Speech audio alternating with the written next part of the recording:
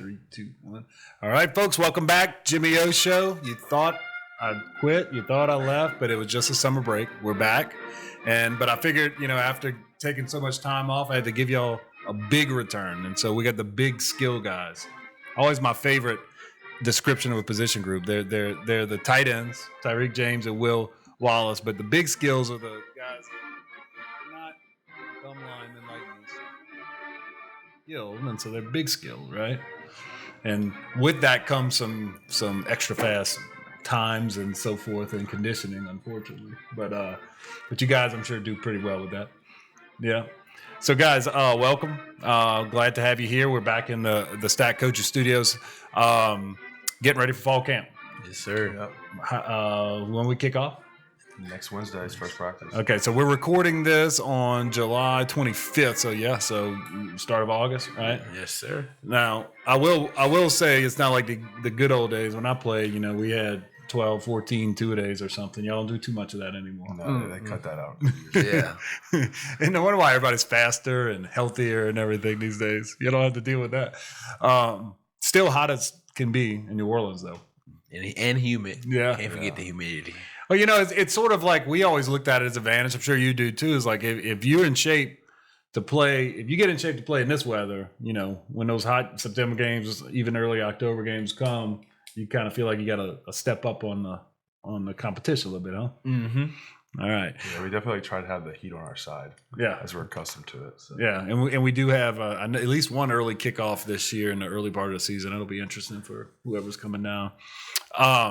Well, guys, all right. So let's. I wanted to have you both on because, in my view, you guys have the potential to be the best tight end duo in the conference this year. You obviously last year was a really good year for your position group. You kind of watch those guys at Cincinnati; they were pretty special and all that. But between the two of you, and you look at what's coming back around the league, so the way you've kind of each improved year over year. Expecting big things in 2022. Am I justified in expecting big things from the two of you? Yes, sir. Yep, 100%. Good. Good. Big year. Yeah.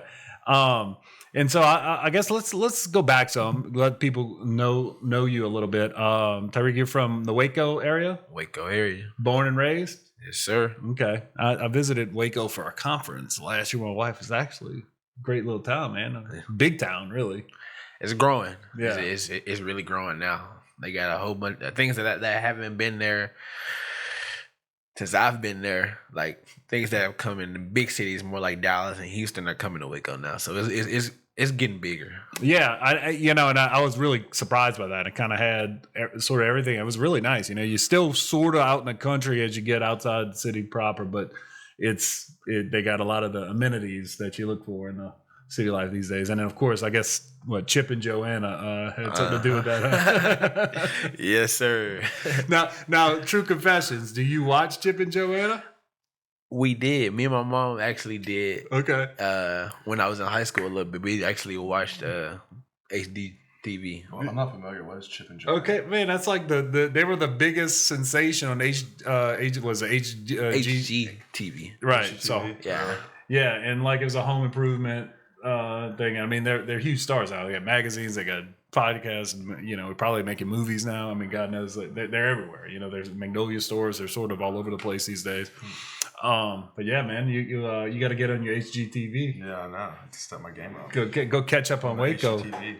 So, and then Will, I know you graduated in Natchez. You born and raised in Natchez? So I was born and raised in Birmingham, Alabama. Okay. That's where I grew up. And then in 8th grade, I moved to Natchez, Mississippi. That's where I graduated high school. Okay. And so the little small world thing, I gotta tell you, I met my wife in Natchez, Mississippi. Okay. Not a lot happening in Natchez. Where at? But that's where I met my wife. Do you know where at in Natchez? So, yes, it was at a bar. So, it was right after Katrina. And I was relocated to Clinton, Louisiana for a little while. And she was from Mississippi and was just quit her job. And she was visiting there. And I went to visit a coworker one night. And, I was so good looking. She saw me and she's like, I just got to talk to that big guy. Actually, I was not that good looking back then. Still not. But back then I was like 40 pounds heavier. And so for whatever reason, she was blind or whatever it was. She was fixated. She was going to talk to me. But I was with a coworker. attractive woman or whatever, and she's like, well, that guy must be dating that girl, so I'm gonna see if he looks at me. And I didn't look at her and whatever, so she went on her way. She went over to the bar next door. I go to the bar next door, and she comes up and starts talking, realizes that I'm not with the girl. She's a coworker. And we met. So I was visiting there one night, and she had never been in New Orleans. She moved to New Orleans shortly thereafter. There you go. 4 kids and a dog and a cat and everything else later. Here we are, man. So Natchez. Yeah, Mississippi love. That's where the magic happens. So I also, and not to make it all about me, but my coworkers all graduated from your high school. My law partner, yeah. Nice. He was a all district center, but Heath is not a. He's about 5'11", so he wasn't gonna play college ball. But he's a good lawyer. So, all right, small world out of the way. So let's talk about sort of your experience at Tulane. You guys were part of teams that really kind of changed the culture around here, from a standpoint of, well, I guess when you were being recruited, was it Coach Fritz's? You were in his first class? I was Coach Fritz's first recruiting class. Okay. Yes, and then you were in the second recruiting class. Yes, sir. Okay. So Will was being recruited off of sort of a bunch of losing. And even, I guess he made his first bowl in his third year, right? So you all were here for 3 bowl games. Mm-hmm. Okay. And then last year obviously was a step back, but I mean, we fully intend to rectify that, right? Yeah, 100%. Yeah. And so, but sort of as a team, you sort of just saw a change. You saw guys that were better athletes. You saw guys that played harder. You saw guys that sort of bought into the concept of a team, right? And that's a big part. And you kind of look at in today's world with the transfer portal and everything else, you look at how few guys we lose that way. What is it about the culture of Tulane that kind of keeps guys here? I think Coach Fritz does a really good job of getting, first of all, good guys in the program. Mm-hmm. I think the way he handles the recruiting process, we're actually players are very involved in that too. So if a guy is on a visit and he doesn't fit in our culture, he doesn't mesh well with us, then it's happened numerous times. The player will tell Coach Fritz, and then we'll immediately just drop the guy. So I think Coach Fritz does a very good job of the guys he brings in to make sure they fit well in our culture. Great, yeah, and basically bouncing off what Will said, like he said, we are a big part in what we bring in to Tulane. And when they come on their visits, they see how we as a team bond. Because as official visits, we're taking them out and they're seeing what the city's like. And so when they see us bond outside of the locker room and outside of the coaches, that's what's bringing us in. They're buying into the culture, which is making us potentially better. Yeah, and I guess it's also a big part of that is that you have ownership, right? You have ownership in the program. You don't feel like you're just a pawn on a chessboard. I mean, you guys feel like your voice means something. Yeah, we definitely take pride in that too. It means a lot. Coach Nagel also does a really good job. He's developed us too throughout the years to really harp on that. Yeah, Coach Nagel is he's definitely harped on being able to speak up, show what we have confidence in yourself. Mm-hmm. And I mean, you can see it through y'all's growth. I mean, early on, those early years, you played against behind Charles Jones, some of those other guys, and y'all just kind of come on to where, last year, Tyreek, you come out with a bang, Oklahoma, 6 catches, 93 yards, touchdown, long touchdown. Yes, sir. Ran away from those, not only Power 5, but playoff caliber opponents, man. That was impressive. Where'd you get that speed, man? You snuck it in on us. I don't know where it's been in my back pocket, but it just potentially just showed up somewhere. Yeah, I mean, it was impressive. And really, you ended up leading the team in yards last year. Yes. Receiving, and just was a threat throughout the season. Will, in your case, I would go to war with my friends all the time about how if you were, I don't mean this in a bad way, but you were like a 6 offensive lineman. Your blocking was, I'm a blocking tight end. Yeah. I mean, your blocking is excellent. Has always been excellent until you come along, right? But Will was like a third tackle out there, and now though you've shown that you can actually catch the ball a little bit. You can move with it when you get it. You had a touchdown. You had 3 touchdowns last year, but you had one against Oklahoma as well. Yes, sir. So I actually played offensive tackle in high school. I only played tight end 1 year in high school, my senior year. So. Okay. In terms of the receiving game, I've had to everything I've learned from the receiving standpoint of being tight end has been at Tulane. Yeah. Okay. That makes some more sense to me now. small 1A cathedral. They needed me on that line. So. Yeah. You were the biggest guy in the school. I'm sure. I was always a fat kid that was begging to play tight end. They wouldn't let play tight end. My just turned 13-year-old son is convinced he's going to ask the coach. He's going to Brother Martin next year in 8th grade, and I want to tell him I'm going to play tight end, Dad. You can tell him whatever you want, but as soon as you show up, and he's kind of slim still, but so as soon as you show up at ACV, they're gonna be like, all right, well, here's a weight room, son, and here's some protein shakes. Let's talk about tackle.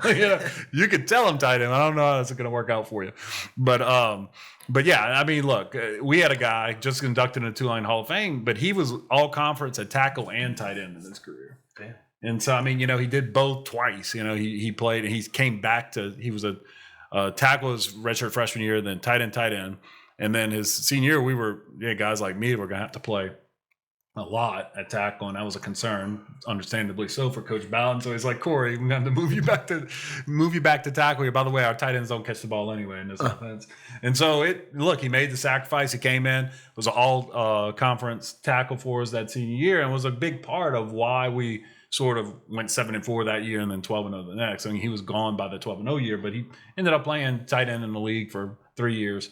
But he made that sacrifice, and that's sometimes what we got to do, right? Yeah, we're one of 100, not one of one. Put the team first. That's right. And so, but regardless, I guess one thing, if I'm in y'all's shoes, I'm like, man, Coach Long was pretty good for tight ends. What's going to happen here with this transition? How's it felt so far going to Coach Svoboda? I think it's been great. I mean, we're still very well implementing the offense. Coach Nagel, he's very involved in the offense. So there's no drop off from our perspective on the change of coaching staff. Yeah, and that's you got the rock there. Coach Nagel's been promoted now, I guess, to assistant head coach, and has been with Coach Fritz throughout.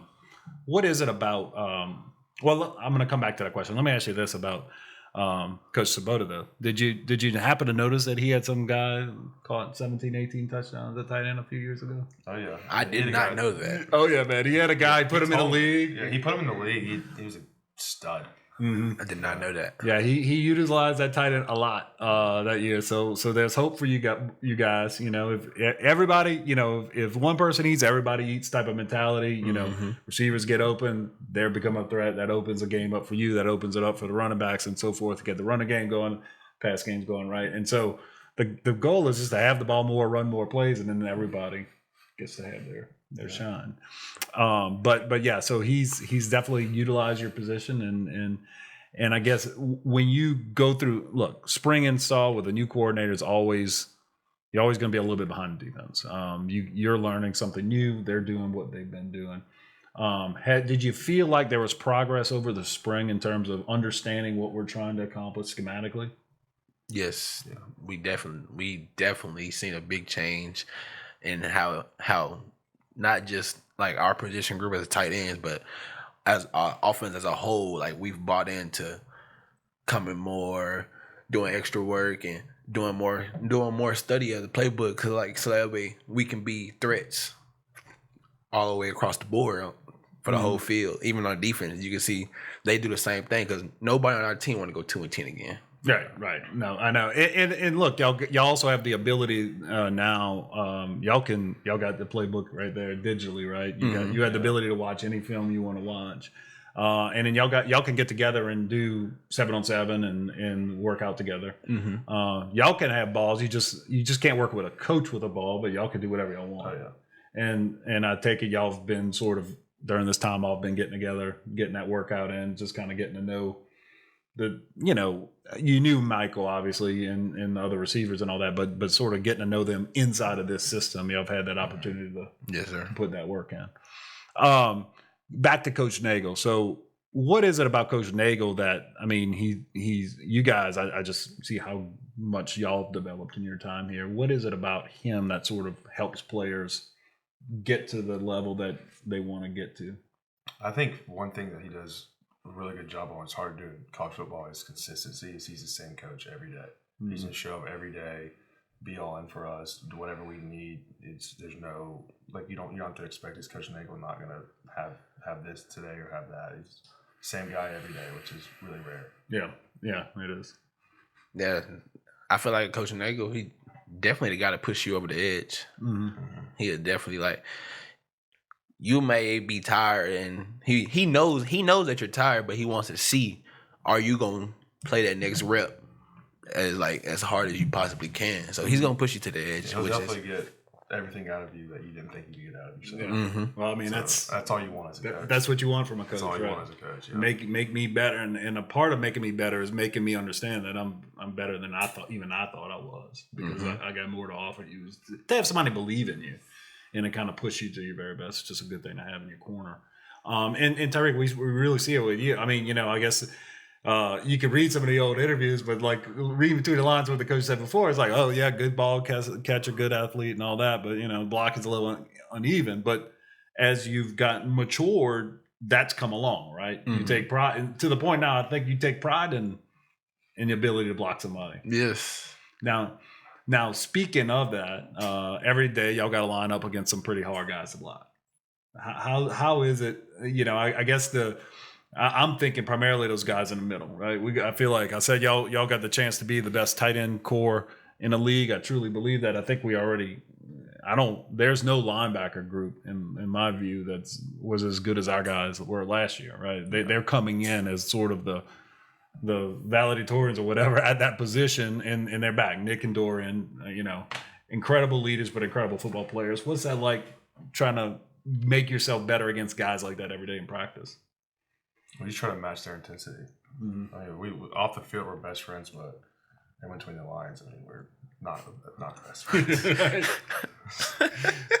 well, and especially Nick and I. Nick and I get into it a lot. I love it. Come on, that's Mississippi violence, man. That's just his demeanor, and it makes us better. I love playing against him. He's my favorite guy to go against on defense. I don't want a guy that's like that. Yeah, most definitely. Those two guys, if you're not on top of your game in practice, it's going to definitely show when you have to go up against them. Yeah. Mm-hmm. And I mean, of course, our defense transitioned more from a man-to-man to a lot more zone lately. So you're dealing with those guys in that. What about the safeties? We got some new guys around. I mean, obviously Larry and Macon are back, but Lummy and some of these other guys. Have you seen anything from the newcomers in terms of playmaking ability, tough cover, that type of thing? Lummy, I've seen Lummy. He has some good coverage there, from what I've seen. Because he's a smart player. Yeah, he plays smart. Yeah, he's a smart player. He's from Duke. Came from Duke, yeah. So I guess you can expect that. Sister school type of thing, right? And then Larry Macon back there. I think Macon, made the transition back to that free position last year and really kind of started hitting his stride towards the end of the year. Has he stepped up sort of in terms of leadership and just overall impact on the field from what y'all saw in the spring? I think so, for sure. Mm-hmm. I think so. From watching him years past, being a young player, obviously had a lot of talent. The way he's playing now, he's maturity. Really, people on that defense side of the ball, even offense side of the ball, make and talk to you. Listen. Yeah, and I think so for sure. And he's a guy. He takes a lot of pride in his weight gain, from what I hear. He feels like he can lay everybody out at 205. Oh yeah, he's a hard hitter. Oh yeah, he's laid me out on a couple corner routes for us. He coming downhill. Yeah.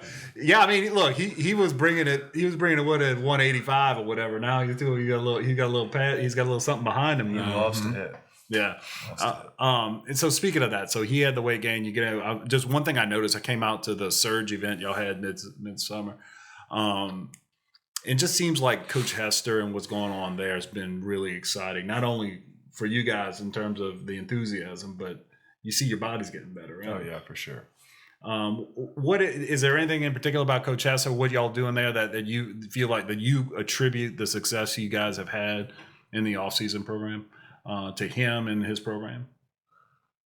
I mean, I would say the way we work out now is much more specialized based on what position you're in compared to the past. Mm-hmm. So I think that's huge. Like, for example, we're big skill, so we're not doing the same workouts as DBs and wide receivers. Mm-hmm. So it's very focused on what position group you're in. So I think that's been huge. So there's a lot of like individual teaching.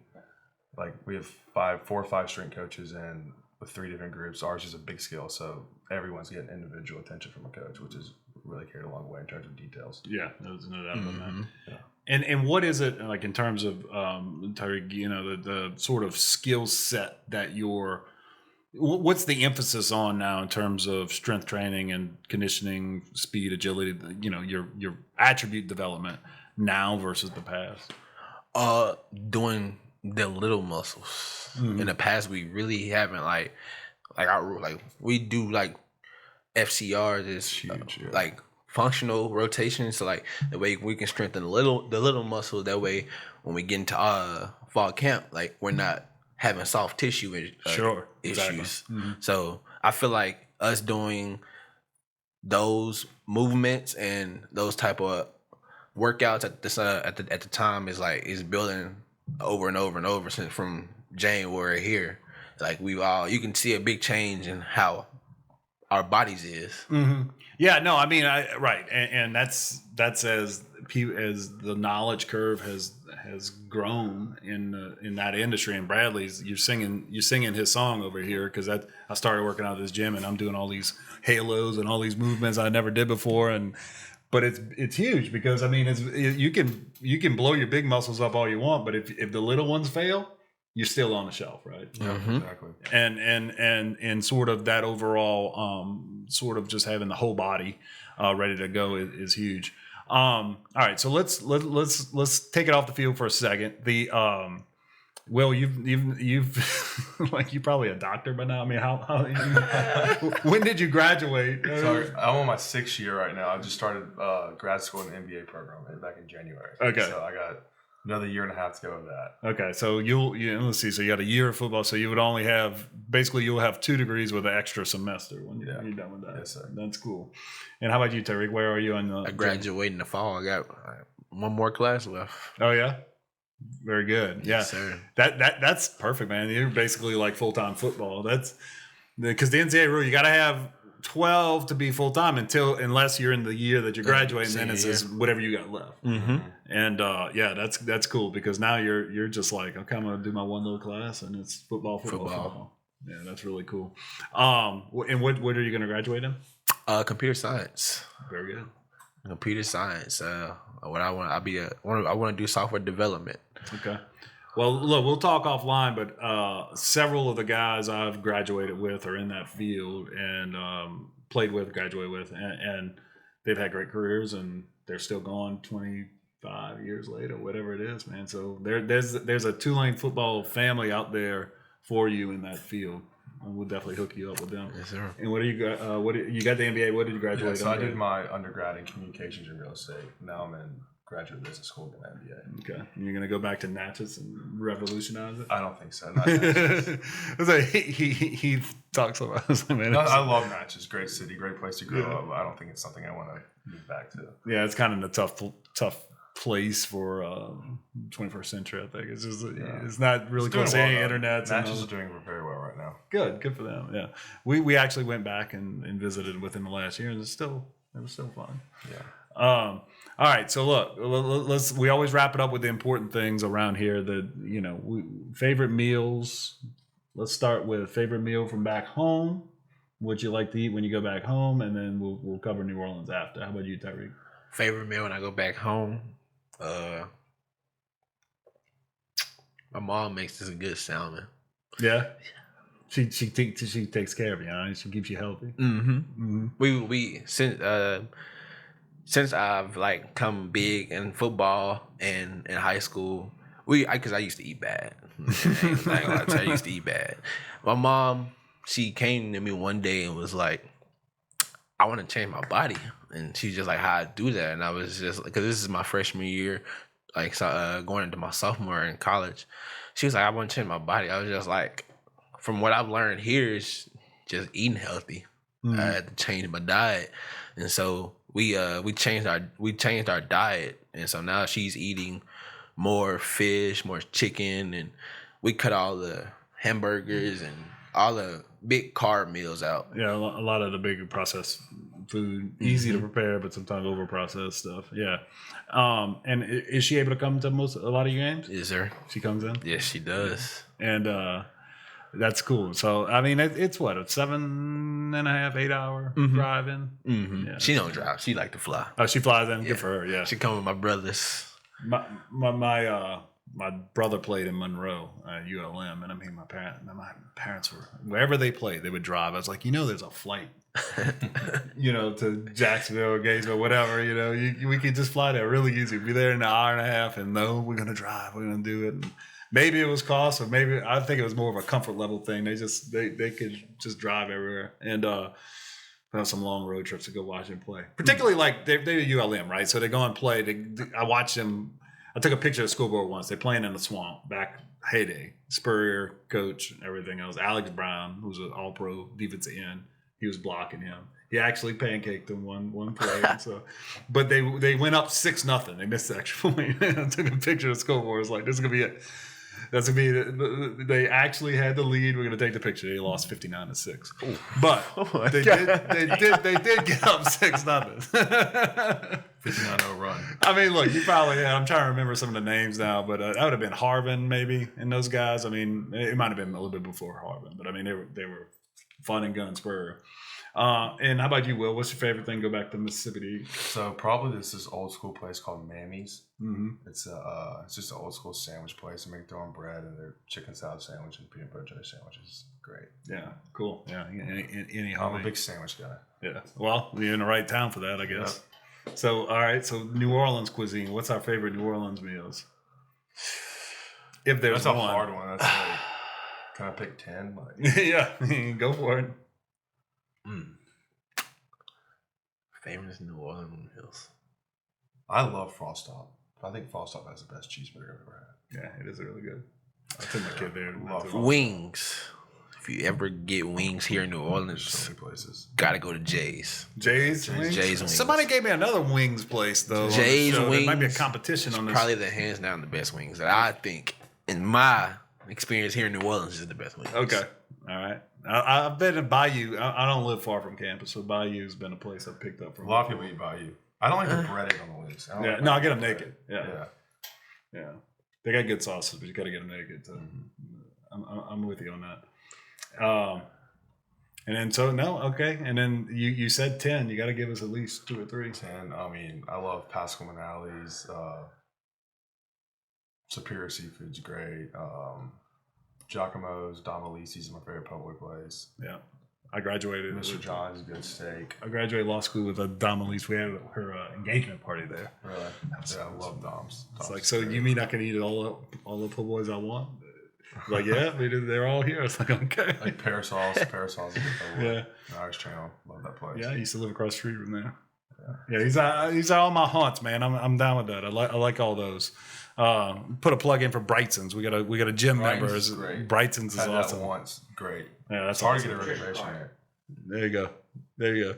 So that's a special meal. That's gonna be after y'all win the conference this year. We're gonna. I can't. It's funny. We could do this whole NIL thing for this, but I don't think I could bring y'all to a meal. But we'll figure out a way to get y'all in there. That'd be good. So anyway, well, look, guys, let's wrap on that. I know y'all got to get ready for camp, and I appreciate y'all stopping by. We're gonna have this episode out. Thank you so much for having us. Yeah, I'd love to have you, and we're gonna be doing things throughout the season. So we'll have a good time. We're gonna really enjoy this big bounce back season we're about to have, and we're gonna have a lot of fun doing it. Yes, sir. Yeah, you got it. All right, guys. Well, that's going to do it for the Jimmy O Show. Thank you all for tuning in. Please be sure to check out ftwcollective.com to get more information on the Fear the Wave Network. Thank you to Stack Coaching for hosting us, and Bradley for being our producer. Merchandise, it's coming, and it's sort of here. So Fear the Wave merchandise, you go to the website, go to our Twitter feed, Fear the Wave KC, Fear the Wave, what are we, JKO68. All those places on Twitter. We're going to have more and more information coming on the merchandise. By the time this publishes, it should all be live. Get your Fear the Wave bucket hats, get your shirts, get the whole thing. All right. So thanks for tuning in. See y'all next time. Roll Wave.